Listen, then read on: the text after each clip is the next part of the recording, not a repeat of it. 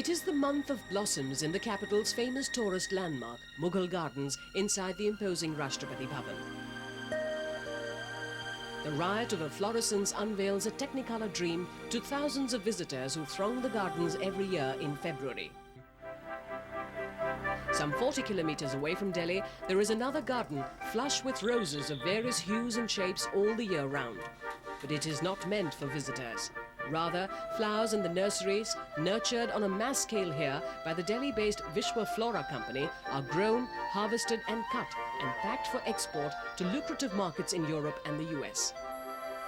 Vishwa Flora is one of the several mushrooming companies across the country which is trying to put India on the world floriculture map.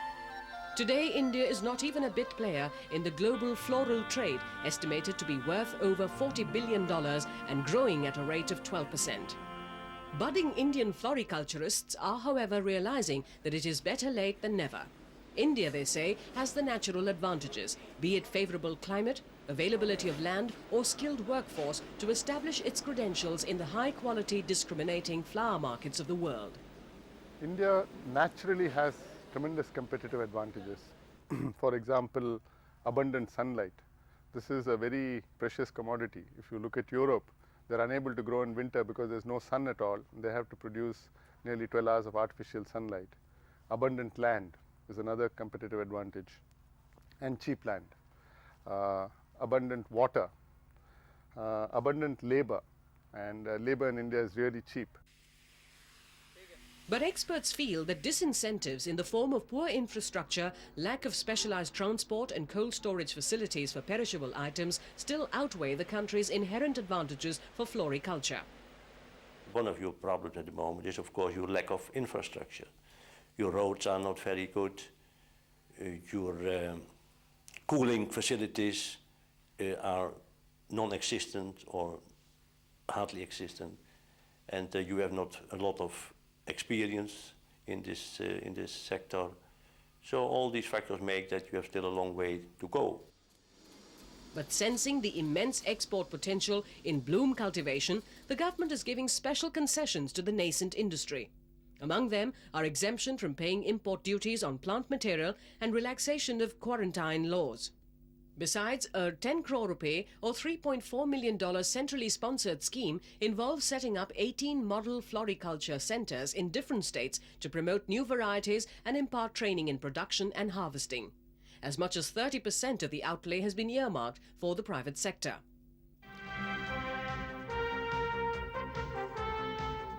But bloom cultivation is a costly and highly capital-intensive operation, which also entails getting the latest technical expertise from the world leader Netherlands, which enjoys a 70% market share, and other emerging players like Israel and Colombia. Not surprising that most Indian floriculturists have gone in for technical and financial tie-ups besides re-export arrangements with international giants.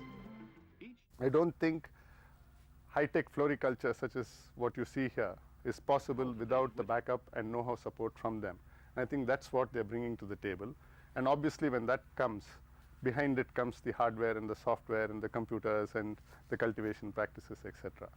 And I think we need them at this stage. Maybe 2 years, 3 years down the road, we could become self-reliant. On their part, many Dutch companies in search of alternative production bases in India are keen to lend financial aid and technical assistance to viable local floriculture ventures.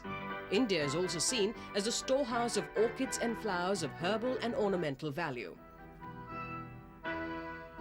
Experts, however, caution that collaborative initiatives in India should be careful against blindly replicating European cultivation models and keep in mind factors like local climate and soil conditions.